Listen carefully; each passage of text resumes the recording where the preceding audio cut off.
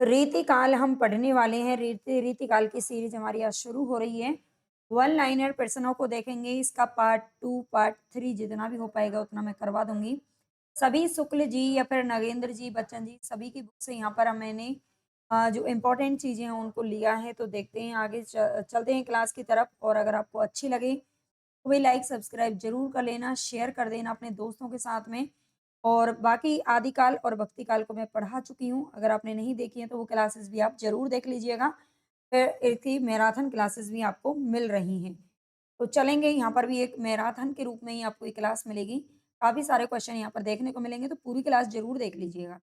रीतिकाल शुरू कैसे हो करते करेंगे इसको। सबसे पहले आएगा यहाँ पर नाम रामचंद्र शुक्ल जी का, ठीक है, जो कि सबसे ज़्यादा इम्पोर्टेंट माने ही जाते हैं हमारे हिंदी साहित्य में। तो रामचंद्र शुक्ल ने जो समय है वो रीतिकाल का क्या माना है। समय आपका सभी को याद रखना है। आदिकाल का कब से कब तक था, भक्ति काल का और फिर रीतिकाल का। तो संवत में अगर बात करें तो संवत 1700 से संवत 1900 तक था। और 17 में से अगर आप -57 कर दोगे, ठीक है, 57 आप घटा देंगे तो आपका निकल जाएगा 1643 ईस्वी। और इसमें से भी आपको 57 माइनस करना है तो 1843 ईस्वी आ जाएगा। यानी कि इसकी जो समय सीमा है ना वो केवल 2 शताब्दी रही है। ये भी पूछ लिया जाता है। केवल 200 वर्ष, ठीक है, 200 वर्ष इसकी जो इसका जो समय है वो माना गया है 200 वर्ष तक केवल। ठीक है? तो 2 शताब्दियों तक इसका रीतिकाल चला था। शुक्ल जी ने इस काल को 3 प्रकरणों में माना है, बाँटा है, ये ध्यान रखना इम्पोर्टेंट है। 3 प्रकरण कौन-कौन से हैं? तो प्रकरण फर्स्ट में सामान्य परिचय का नाम दिया है। प्रकरण 2 को इन्होंने रीति ग्रंथकार कवियों का नाम दिया है। प्रकरण 3 को रीतिकाल के अन्य कवियों का नाम दिया है।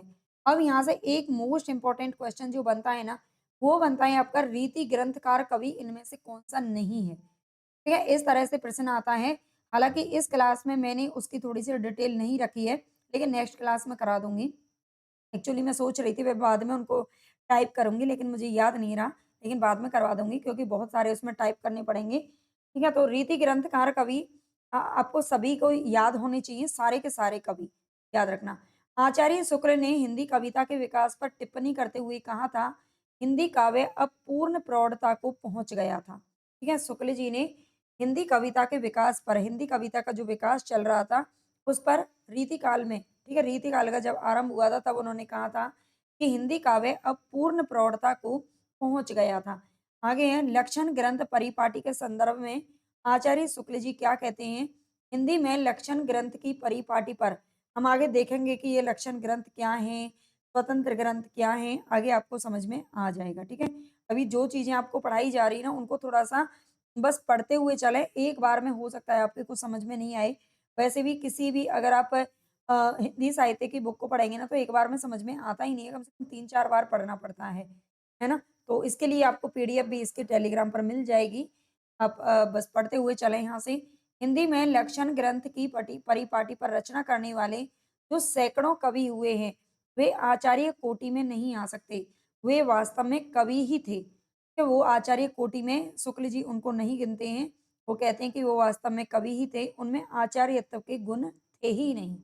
ठीक है? लक्षण ग्रंथ जिन्होंने लिखे थे उनके लिए आचार्य शुक्ल जी कह रहे हैं। आगे आचार्य शुक्ल ने रीतिकाल के आरंभ के बारे में कहा है, इसमें कोई संदेह नहीं कि काव्य रीति का सम्यक समावेश पहले पहल आचार्य केशव ने किया, लेकिन हिंदी रीति ग्रंथों की जो अखंड परंपरा है वो चिंतामणि त्रिपाठी से मानते हैं। कौन? शुक्ल जी। और उन्होंने रीतिकाल का आरंभ इन्हीं से माना है। रीतिकाल का जो आरंभ है वो किससे मानते हैं? तो चिंतामणि त्रिपाठी से मानते हैं, ये याद रख लेना। वो वैसे वो कहते हैं कि इसमें कोई संदेह नहीं है कि काव्य रीति का जो सम्यक समावेश है, वो तो सबसे पहले केशव दास ने ही किया था, लेकिन जो अखंड परंपरा चलती गई आगे रीति ग्रंथों की, वो चिंतामणि से शुरू हुई थी। तो क्वेश्चन बहुत बार पूछा जाता है, रीतिकाल के प्रवर्तक के तौर पर शुक्ल जी ने किसे माना है? तो चिंतामणि त्रिपाठी को मानते हैं, याद रखना। रीतिकाल का नामकरण विभिन्न विद्वानों के अनुसार निम्न है। अलग-अलग जो विद्वान हैं रीतिकाल के नामकरण यानी कि रीतिकाल को अलग-अलग नामों से पुकारते हैं, है ना? तो इसको देख लेते हैं। रीति काव्य नाम किसने दिया है? तो जॉर्ज ग्रियर्सन ने दिया है। अलंकृत काल नाम किसने दिया है? तो मिस्र बंधुओं ने दिया है। और मिस्र बंधुओं में कौन-कौन शामिल हैं? ये भी क्वेश्चन आता है। श्याम बिहारी, सुखदेव बिहारी और गणेश बिहारी। इसके बाद रीतिकाल नाम शुक्ल जी ने दिया है और श्रृंगार काल नाम दिया है आचार्य विश्वनाथ प्रसाद मिश्र जी ने। इसके बाद है कला काल नाम दिया है डॉक्टर समा रमाशंकर शुक्ल रसाल जी ने और अंधकार काल नाम दिया है त्रिलोचन ने, है ना? जिनके 3-3 लोचन है, 3-3 नेत्र हैं, उन्होंने ही अंधकार काल नाम दे दिया है। ठीक है? उनको ये दिखाई नहीं दिया रीतिकाल, याद रखना। रीतिकाल के प्रवर्तक के संबंध में विद्वानों में मतभेद है, जो कि इस प्रकार से है। शुक्ल जी किसको मानते हैं? चिंतामणि त्रिपाठी को मानते हैं। कालक्रम की दृष्टि से अगर देखा जाए तो कृपाराम को रीतिकाल का प्रवर्तक माना जाता है। ठीक है? कृपाराम की जो हित तरंगिनी रचना है, उससे माना जाता है रीतिकाल की शुरुआत। जबकि डॉक्टर नगेंद्र ने रचनाकार व्यक्तित्व की समृद्धि की दृष्टि से केशव दास को रीतिकाल का प्रवर्तक माना है। तो ये सारे ही जो पॉइंट है वो आपको अच्छे से याद रख लेना है। अगर क्लास आपको अच्छी लग रही है, तो प्लीज़ चैनल को सब्सक्राइब ज़रूर कर लेना। जो बच्चे नए हैं, कमेंट करके बताना क्लास आपको कैसी लगी है। आगे इसी तरह की सीरीज़ आपको आपके लिए चलती रहेगी, बस आप बने रहिए चैनल के साथ में।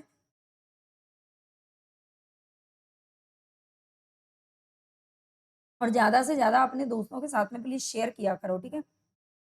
आचार्य विश्वनाथ मिश्र ने श्रृंगार काल को 3 भागों में बाँटा है। ठीक है? ये भी बहुत बार क्वेश्चन आता है। सबसे पहले तो ये याद रखना विश्वनाथ मिश्र जी ने रीतिकाल को श्रृंगार काल नाम दिया है और इन्होंने 3 भागों में बाँटा है, रीतिबद्ध, रीतिसिद्ध और रीतिमुक्त। ये 3 नाम याद रखना। अच्छा रीतिबद्ध किसको कहते हैं या रीतिबद्ध की जो रचनाएँ होती हैं, वो लक्षणों और उदाहरणों से युक्त होती हैं। याद रख लेना रीतिबद्ध कौन से कवि होते हैं जो लक्षण और उदाहरणों से युक्त रचनाएँ जिन्होंने लिखी हैं, उनको रीतिबद्ध कवियों में गिना जाता है। रीति की बंधी परिपाटी के अनुकूल स्वतंत्र काव्य रचनाएँ। ठीक है?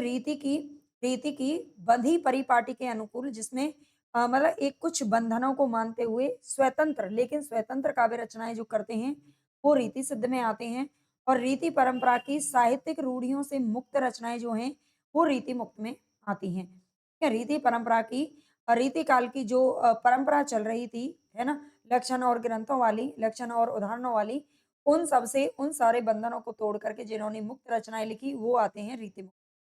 इतना याद रखना। आगे देखते हैं आचार्य विश्वनाथ प्रसाद मिश्र के अनुसार जो रीति सिद्ध कवि हैं, वे डॉक्टर नगेंद्र के अनुसार रीतिबद्ध कवि हैं। इम्पोर्टेंट पॉइंट है ना? स्टार भी बना हुआ है आपके लिए पहले ही। जो विश्वनाथ प्रसाद मिश्र ने जिनको रीति सिद्ध माना है, ठीक है? जैसे कि बिहारी जी, द्विजदेव जी, ठीक है? जिनको रीति सिद्ध माना है, उन्होंने डॉक्टर डॉक्टर नगेंद्र ने उनको रीतिबद्ध माना है, याद रखना। आगे रीतिकाल के कवियों का संक्षिप्त वर्गीकरण निम्न ढंग से यहाँ पर प्रस्तुत किया जा सकता है। तो यहाँ पर देखिए थोड़ा-सा मैंने इसको टाइप तो नहीं किया है, लेकिन ये इम्पोर्टेंट बहुत ज़्यादा है, मैं थोड़ा-सा इसको एक्सप्लेन कर देती हूँ, है ना? बाद में हो सकता है आप पढ़ो ना। सबसे पहले इसमें जो रीतिबद्ध है, रीतिबद्ध कवियों में किस-किस को माना है, कौन-कौन कवि शामिल हैं?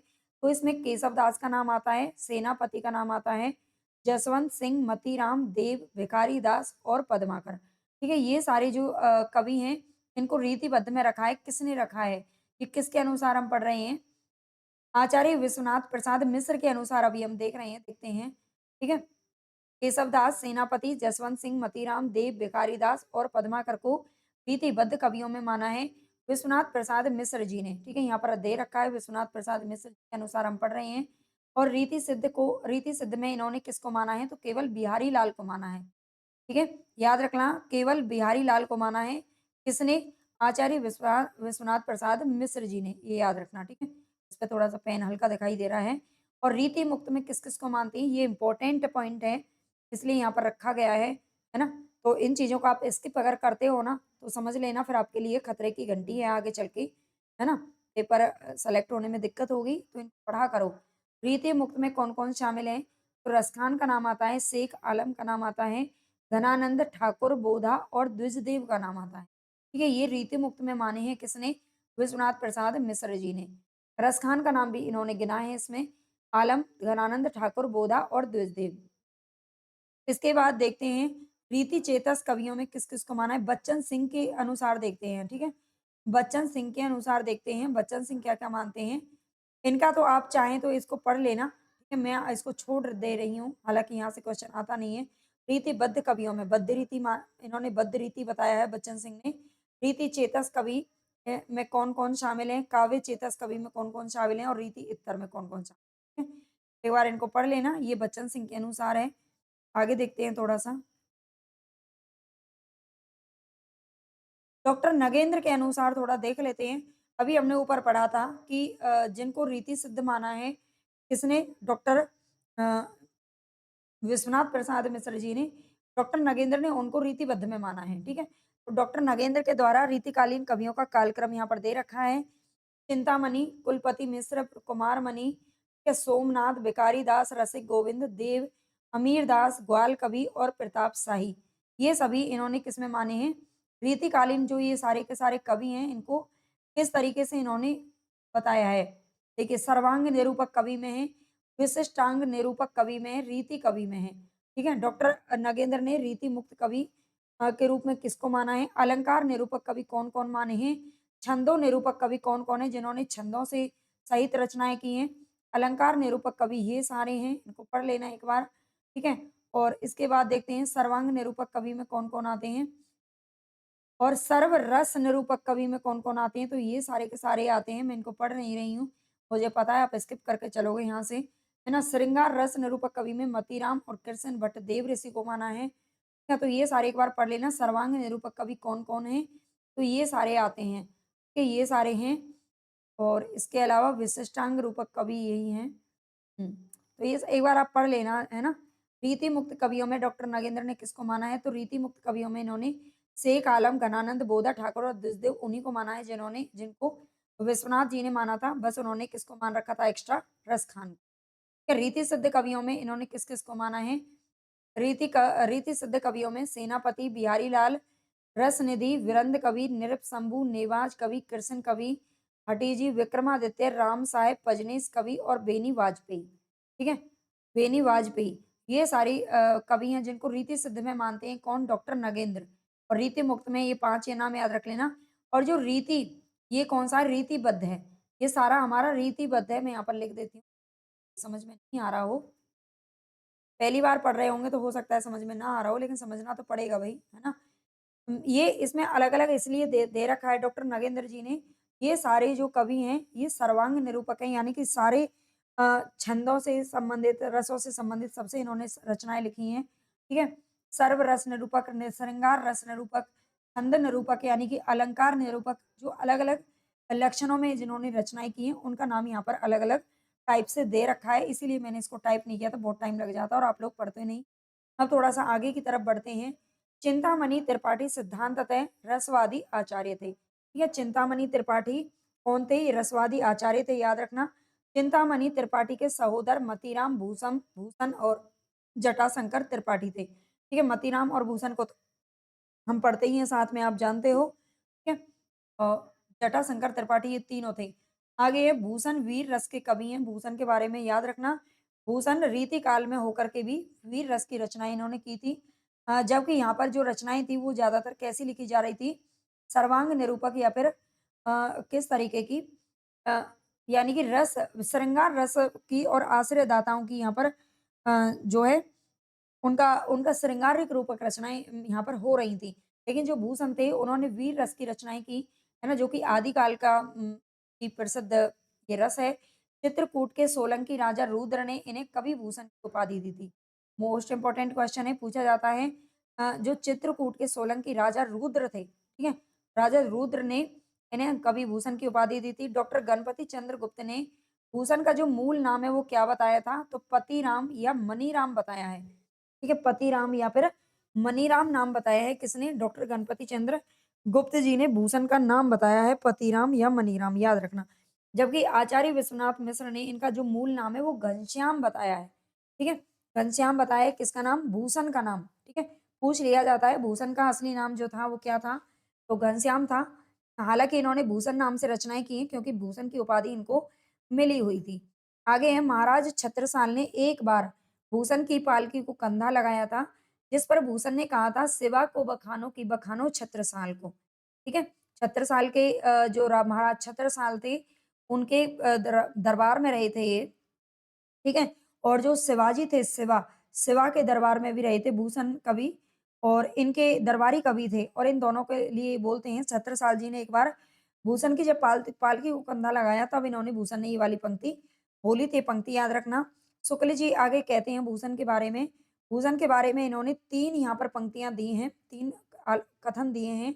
पहला है भूषण के वीर रस के उद्गार सारी जनता के हृदय की संपत्ति हुए। ये भूषण के वीर रस के जो उद्गार हैं वो सारी जनता के हृदय की संपत्ति हुए। याद रखना, शिवाजी और छत्रसाल की वीरता के वर्णनों को कोई कवियों की झूठी खुशामद नहीं कह सकता। ठीक है, शिवाजी और छत्रसाल की वीरता के चर्चे इतने ज्यादा हैं और सच में ही उनसे मतलब इतना अच्छा सब कुछ ऐसा लगता नहीं है कुछ भी कि झूठी खुशामद की गई है। भूषण ने जैसे कि हमने रासो काव्य वगैरह में देखा था आदिकाल में, उन्होंने झूठी प्रशंसाएँ की थी अपने जो जिनके वो आश्रयदाता थे, उनकी बढ़ाई-चढ़ाई ज़्यादा की थी। अतिशयोक्तिपूर्ण वर्णन वहाँ पे हुआ था।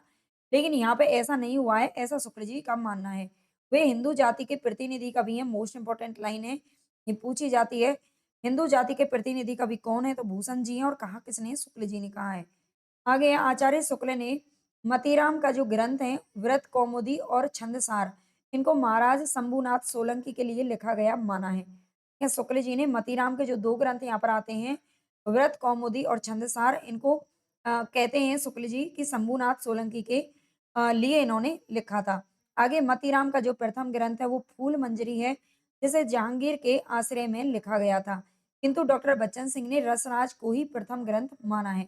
याद रखना, मतीराम का प्रथम ग्रंथ फूल मंजरी है, जिसे जहांगीर के आश्रय में लिखा गया था और इसमें 60 दोहे में, फूल मंजरी में ना 60 दोहों में केवल एक ही फूल का वर्णन किया गया है फूल मंजरी में। लेकिन बच्चन सिंह रसराज को इनका प्रथम ग्रंथ मानते हैं। आचार्य रामचंद्र शुक्ल जी लिखते हैं मतीराम किसी रस स्नग्ध और प्रसाद पूर्ण भाषा रीति का अनुसरण करने वालों में बहुत ही कम मिलती है। मतीराम किसी रस संगतता और प्रसाद पूर्ण जो भाषा है वो रीति का अनुसरण करने वालों में रीति काल के जो कवि हैं उनमें बहुत कम देखने को मिलती है, ये शुक्ल जी का मानना है। जसवंत सिंह के बारे में देखते हैं। जसवंत सिंह हिंदी साहित्य के प्रधान आचार्य या शिक्षक के रूप में प्रसिद्ध हैं। ठीक है, जो जसवंत सिंह है वो हिंदी साहित्य के प्रधान आचार्य शिक्षक के रूप में माने जाते हैं। जसवंत सिंह ने साहित्यिक और आध्यात्मिक दो प्रकार की रचनाएं लिखी हैं। दो प्रकार की रचनाओं में कौन कौन सी शामिल है, कैसे मतलब सारी रचनाएँ इनकी यहाँ पर दे रखी हैं। भाषा भूषण इन्होंने लिखा है। जब भाषा भूषण हमारा पेपर में पूछा जाता है और बच्चों की कम तैयारी होती है ना, तो वो इसे इन्हें इस ग्रंथ को भूषण का मान लेते हैं, जो कि गलत हो जाता है। लेकिन यहाँ पर भाषा भूषण किसका है? जसवंत सिंह का है। ये 212 दोहों में अलंकारों का निरूपण इसमें किया गया है। ठीक है? ये एक अलंकारिक ग्रंथ है। जिसमें किसी की प्रशंसा की जाती है ना, वो अलंकारिक ही ग्रंथ होता है। और प्रबोध चंद्रोदय संस्कृत नाटक जो प्रबोध चंद्रोदय उसका ब्रज भाषा में पद्य अनुवाद किया गया है। अपरोक्ष सिद्धांत, अनुभव प्रकाश, आनंद विलास, सिद्धांत बोध और सिद्धांत सार, ये सारे जो ग्रंथ हैं वो किसके हैं? जसवंत सिंह के हैं, याद रख लेना। आगे देखते हैं, सुखदेव मिश्र के संदर्भ में आचार्य शुक्ल जी ने लिखा है छंद शास्त्र पर इनका सविशद निरूपण और किसी कवि ने नहीं किया है। छंद शास्त्र पर इनका सा जो विशद निरूपण है वो किसी कवि ने नहीं किया है। सुखदेव मिश्र के बारे में बोलते हैं। आगे सुखदेव मिश्र को राजा राज सिंह गौड़ ने कविराज की उपाधि दी थी। कि कविराज रीतिकाल किस कवि को कहा जाता है? तो ये सुखदेव मिश्र को ये उपाधि मिली हुई थी कविराज की। और किसने दी थी? राजा राज सिंह गौड़ ने दी थी। इनकी प्रमुख रचनाएं कौन सी हैं? तो यहाँ पर देखो, मैंने चिंतामणि की या फिर देव की तो आगे देखेंगे, और मतीराम की सारी रचनाएँ यहाँ पर मैंने टाइप नहीं की थी, है ना? क्योंकि यहाँ पर वन लाइनर में हमारा मेन उद्देश्य है, जो मेन-मेन पॉइंट आपको होते हैं वो मिल जाएँ यहाँ से, है ना? मेन-मेन जो पॉइंट होते हैं, रचनाएँ वगैरह तो आप सब कर ही लेते हो, फिर भी अगर आप कहेंगे तो जितने भी कवि होंगे किसी भी एक काल के, मान लीजिए रीति काल के या भक्ति काल के, तो उनकी मैं एक-एक मैराथन अलग से लगा दूँगी। केवल रचनाएँ और रचनाएँ पढ़ने के लिए, केवल रचनाएँ, ठीक है? वो आप मुझे बता देना, लेकिन यहाँ पर मैंने मुख्य तथ्यों को लेने की कोशिश कर रही हूँ, रचनाओं को छोड़ करके। लेकिन जिनकी कम है रचनाएँ, उनको मैंने यहाँ पर रख दिया है, जिनकी ज़्यादा उनको नहीं रखा है, ठीक है? इनकी प्रमुख रचनाएँ देख लेते हैं। विरत विचार इन्होंने लिखा है 1671 ईस्वी में। छंद विचार फाजिल अली प्रकाश ये पूछा जाता है। रसा अर्णव पूछा जाता है। श्रृंगार लता अध्यात्म प्रकाश और दशरथ राय, ठीक है? ये 2 का यहाँ पर समय दे रखा है, देख लेना। तो इनकी प्रमुख रचनाएँ याद रखना। आगे देखते हैं तोस। तोस रसवादी आचार्य हैं। इनका मूल नाम था तोस निधि। तो मूल नाम बहुत पूछे जाते हैं। तोस का मूल नाम क्या था? तो तोस निधि था, ये याद रखना। और इनकी प्रमुख कृतियाँ 3 ही हैं। सुधा निधि 1634 में लिखी गई, नखशिख और विनय शतक, ठीक है? ये रचनाएँ हैं इनकी, याद रखना। आगे कुलपति मिश्र रस ध्वनिवादी आचार्य थे। जो कुलपति मिश्र जी थे, वो रस ध्वनिवादी आचार्य थे, याद रखना ये प्रसिद्ध कवि बिहारी लाल के भांजे थे। कुलपति मिश्र के बारे में क्या प्रसिद्ध है कि ये जो बिहारी लाल है उनके भांजे थे, बिहारी लाल के कुलपति मिश्र है। कुलपति मिश्र का कविता काल 1667 ईस्वी से 1686 ईस्वी तक माना जाता है। ठीक है, कुलपति मिश्र का जो कविता काल है वो कब से कब तक माना जाता है? तो 1667 से 1686।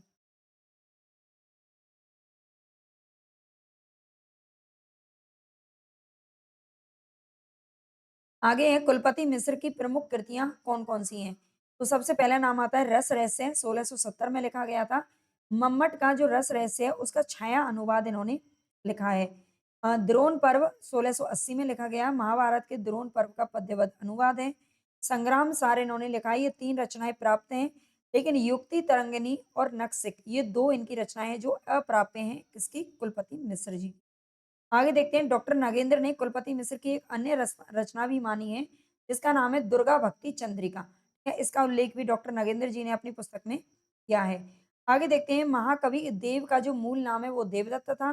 देव आचार्य और कवि दोनों रूपों में ही प्रसिद्ध हैं, ये भी ध्यान रखना। देव हित हित हरिवंश के अनन्य संप्रदाय में दीक्षित थे। हित हरिवंश का जो अनन्य संप्रदाय था इसमें दीक्षित थे। देव की प्रमुख रचनाएं देख लेते हैं, ये इनकी रचनाएँ थोड़ी-सी क्या है कि हम भूल जाते हैं, तो मैंने यहाँ पर सारी टाइप कर दी हैं, है ना? क्योंकि इनका जो आधार विषय है ना, वो आपको याद रख लेना है। विषय ग्रंथ क्या है? भाव विलास इन्होंने लिखा था 1689 ईस्वी में। इसमें रस एवं नायक-नायिका भेद वर्णन है। अष्टयाम लिखा है, 8 पैरों में नायक-नायिका के बीच का विलास वर्णन है। भवानी विलास में भवानी दत्त वैश्य को समर्पित है। राग रत्नाकर लिखा है, राग रागनियों के स्वरूप का वर्णन है। और कुशल विलास लिखा है, कुशल सिंह के नाम पर आधारित है। राग रत्नाकर याद रख लेना, राग रत्नाकर पद्माकर का भी है और देव का भी है। कुशल विलास लिखा है कुशल सिंह के नाम पर। देवचरित कृष्ण के जीवन से संबंधित प्रबंध काव्य है। देवचरित कृष्ण, ठीक है, भगवान श्री कृष्ण के जीवन से संबंधित है। प्रेम चंद्रिका उद्योत सिंह को समर्पित है ना। ये देव के भवानी कुशल है ना, कुशल सिंह, भवानी और ये उद्योत सिंह है ना, ये सब इनके आश्रयदाता रहे थे, ये ध्यान रखना, ठीक है। जाति विलास इन्होंने लिखा है, विभिन्न जाति एवं प्रदेशों की स्त्रियों का वर्णन इसमें किया गया है। रस विलास राजा मोतीलाल को समर्पित रचना है। और इसके बाद है शब्द या काव्य रसायन, इसको शब्द रसायन या काव्य रसायन के नाम से जाना जाता है। इसमें शब्द शक्ति रसादि का वर्णन है। ठीक है, शब्द शक्ति जो हम पढ़ते हैं, सुख सागर तरंग में अनेक ग्रंथों से लिए हुए कवित सवैया का संग्रह है। ठीक है, अनेक ग्रंथों से लिए हुए कवित सवैया का संग्रह है सुख सागर तरंग में।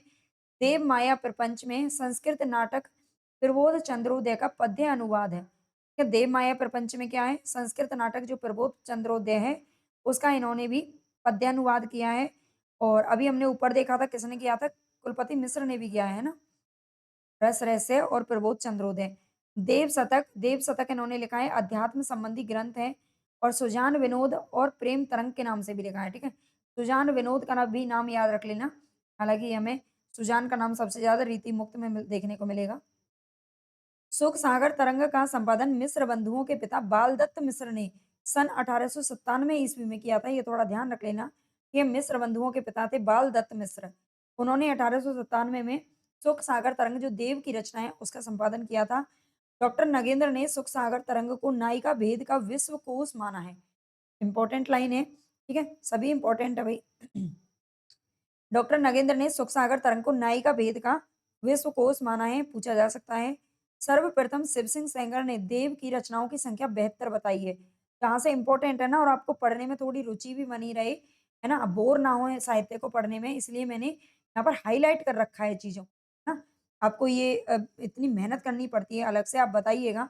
आपको अगर अच्छी लगती है तो क्लास नोट्स आपको इसके उस पर मिल जाएँगे, टेलीग्राम चैनल पर, ठीक है।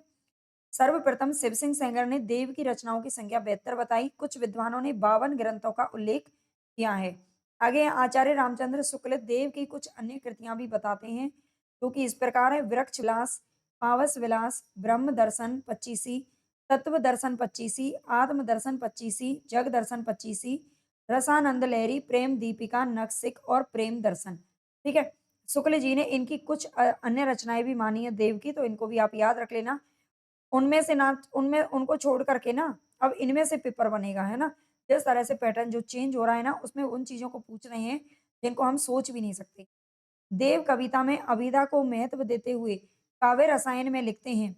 देव कविता में अ, अभिधा को महत्व देते हुए काव्य रसायन में जो शब्द रसायन या काव्य रसायन नामक इन्होंने रचना लिखी है, उसकी ये पंक्ति है, अभिधा उत्तम काव्य है, मध्य लक्षणालीन, अधम व्यंजना रस बरस उल्टी कहत नवीन। ये पंक्ति कहाँ पर है? तो ये शब्द रसायन या काव्य रसायन नामक ग्रंथ से ली गई है, ये पूछा जा सकता है। डॉक्टर रामस्वरूप चतुर्वेदी ने मध्यकालीन हिंदी काव्य भाषा पुस्तक में लिखा है। मध्यकालीन हिंदी काव्य भाषा नाम से एक पुस्तक है किसकी? रामस्वरूप चतुर्वेदी जी की। और उसमें उन्होंने लिखा है कि देव की ध्वनि संवेदनशीलता रीतिकालीन काव्य भाषा में अप्रीतम है। कि देव की ध्वनि संवेदनशीलता रीतिकालीन काव्य भाषा में अप्रीतम है। ये कौन कहते हैं? रामस्वरूप चतुर्वेदी जी कहते हैं। रसलीन का मूल नाम था गुलाम नबी।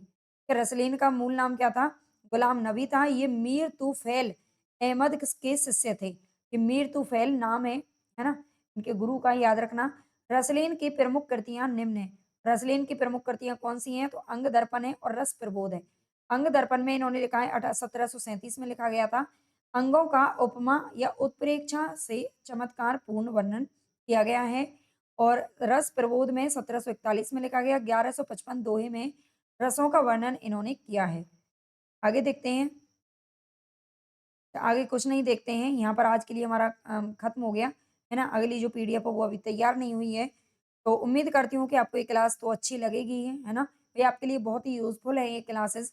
ये सीरीज़ बहुत ही यूज़फुल है। मैं ज़्यादा से एक लगभग ज़्यादा से ज़्यादा बड़ी बनाने की कोशिश कर रही हूँ, है ना? क्लास को, ताकि आपको बहुत सारी चीज़ें एक बार में रिवाइज़ होती चलें। अगर आप टीजीटी, पीजीटी दे रहे हो या फिर आप कोई भी एग्ज़ाम दे रहे हो हिंदी साहित्य का, यूजीसी नेट की हमारी कंप्लीट तैयारी भी चल रही है। हिंदी साहित्य के भी कंप्लीट, अगर आपको पूरी थ्योरी पढ़नी है अच्छे से, है ना? तो आप मेरा जो पेड बैच है उससे भी जुड़ सकते हो। केवल और केवल ₹699 में पूरा हिंदी साहित्य अगर आपको पढ़ना है, कोई बुक आपको फिर इसके अलावा नहीं खरीदनी पड़ेगी, है ना? तो यहाँ पर आपको कंप्लीट पढ़ा दिया जाएगा। अगर आप जुड़ना चाहें तो इससे जुड़ सकते हैं। आदिकाल हमने पूरा करवा दिया है, भक्ति काल पर चल रहे हैं, है ना? और इसके अलावा यूजीसी नेट की भी कंप्लीट तैयारी हमारी चल रही है। आप चाहें तो जुड़ सकते हैं और बाकी देख लेना, एप्लीकेशन वगैरह में कुछ ई बुक भी मिल जाएगी आपको इसकी, और नोट्स भी मिल सकते हैं अगर हिंदी साहित्य के आप चाहते हैं तो। धन्यवाद।